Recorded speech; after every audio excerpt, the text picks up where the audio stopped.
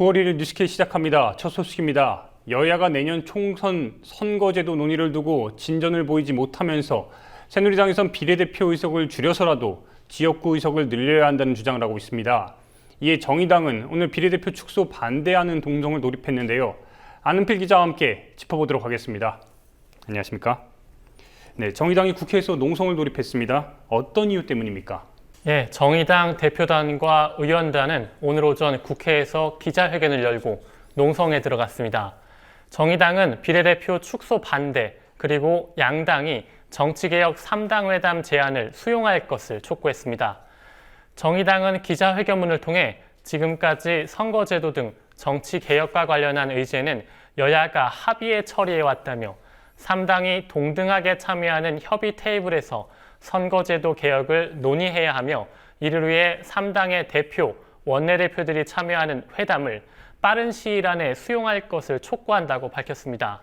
이어서 지역 대표성을 위해서라도 투표 가치의 불평등성을 극복하기 위한 선거 제도를 마련하는 것이 우선이라면서 이런 불합리성을 극복하기 위해서는 비례대표 축소가 아니라 비례대표 확대가 정답이라고 덧붙였습니다.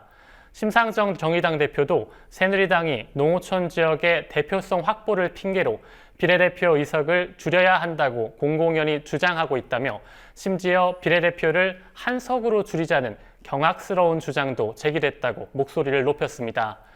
심 대표는 또한 정개특위 활동 시한을 연장하지 않고 안전행정위에서 처리할 수 있다는 김무성 새누리당 대표의 어제 발언에 대해서 정개특위와 독립적인 선거구 획정위원회를 무력화하려는 의도를 내비친 것이라고 비판했습니다. 네, 안 기자 오늘 농성 중인 정진우 정의당 원내대표를 만나고 왔다고 하던데요. 전해주시죠.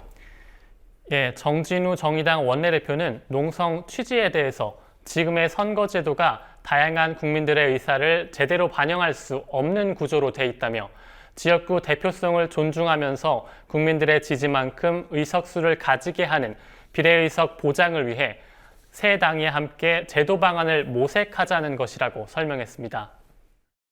지금 이 양당 합의에 의해서 선거제도를 논의하자고 하는 것은 지금과 같은 잘못된 선거제도의 뒤에 숨어서서 자기 정당의 이익을 지키기 위한 그야말로 기득권 지키기이고 이것은 국민의 의사에 반하는 정치 행위라고 생각합니다.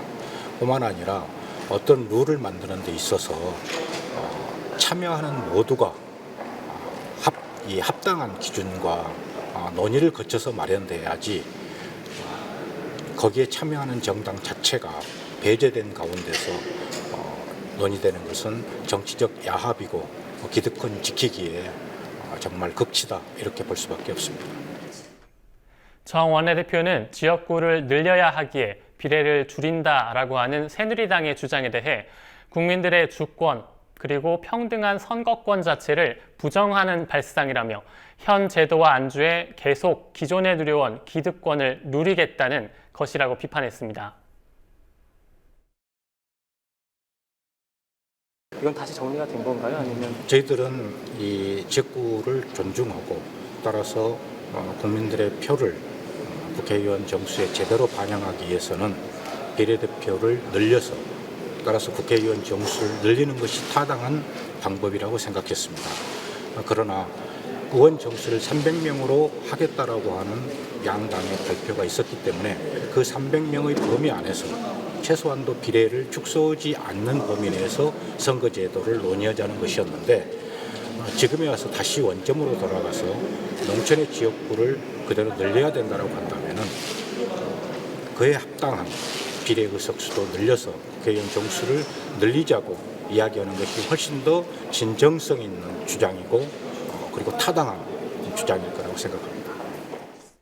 네, 다른 소식도 알아보겠습니다. 여야 간의 쟁점 현안이 산적한 가운데 오늘부터 19대 마지막 정기국회가 열렸다고 하던데요. 앞으로 100일간 19대 마지막 정기국회가 진행됩니다. 마지막 정기국회인 만큼 여야 모두 성과 내기에 몰두할 것으로 전망되는데요. 하지만 역으로 쟁점 사안이 많다는 뜻도 되기에 정기국회가 원만히 진행될지는 더 지켜봐야 할 것 같습니다.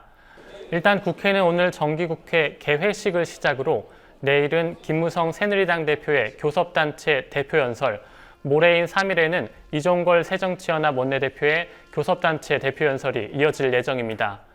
2일과 3일의 여야 연설이 정기국회의 전초전이 될 것으로 전망됩니다.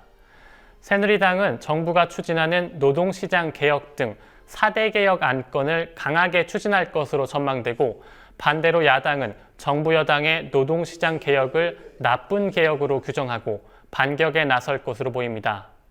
오늘 오전 여야는 각각 회의와 브리핑을 통해 이 같은 방침을 알렸는데요. 먼저 원유철 새누리당 원내대표의 발언부터 들어보시겠습니다. 이번 정기국회는 19대 마지막 국회로 유주행의 미를 거두기 위해 그 어느 때보다도 중요한 국회라고 할 수 있겠습니다.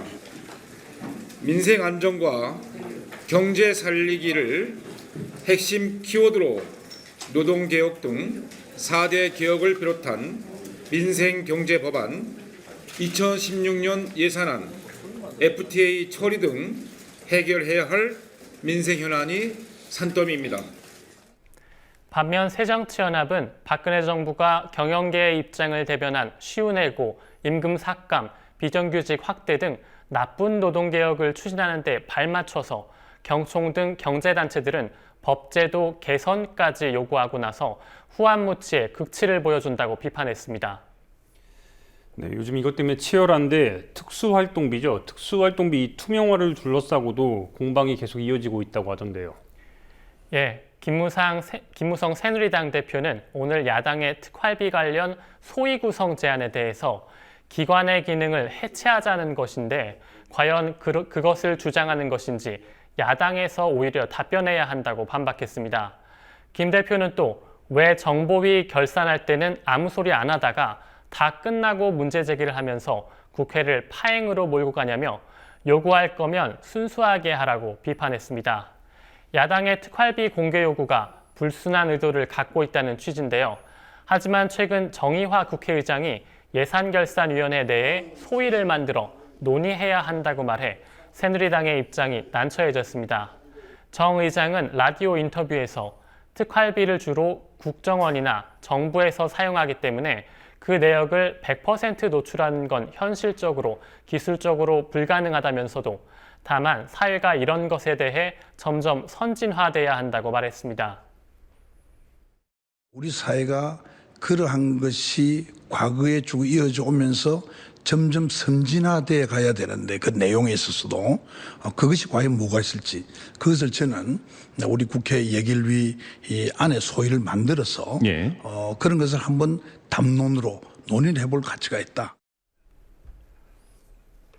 한편 새정치연합은 특활비 관련 제도 개선의 논의의 틀조차 합의하지 못한 상황에서 결산 처리를 하지 못하는 건 당연한 일이란 입장을 보이고 있습니다. 네, 끝으로 한 가지 더 알아보겠습니다. 새정치연합 여성위원회가 심학봉 의원이죠. 제명을 촉구하는 기자회견을 열었다고 하던데요. 예, 새정치연합 전국 여성위원회는 오늘 국회가 심학봉 의원을 즉각 제명해야 한다고 주장했습니다. 내일 심의위원회에 대한 징계안이 윤리특별위원회에서 열릴 예정인데요. 앞서 윤리심사 자문위원회가 심 의원의 성폭행 혐의에 대해 만장일치로 제명을 결정한 만큼 내일 열리는 윤리위 심사와 본회의 처리까지 그대로 진행돼야 된다는 겁니다.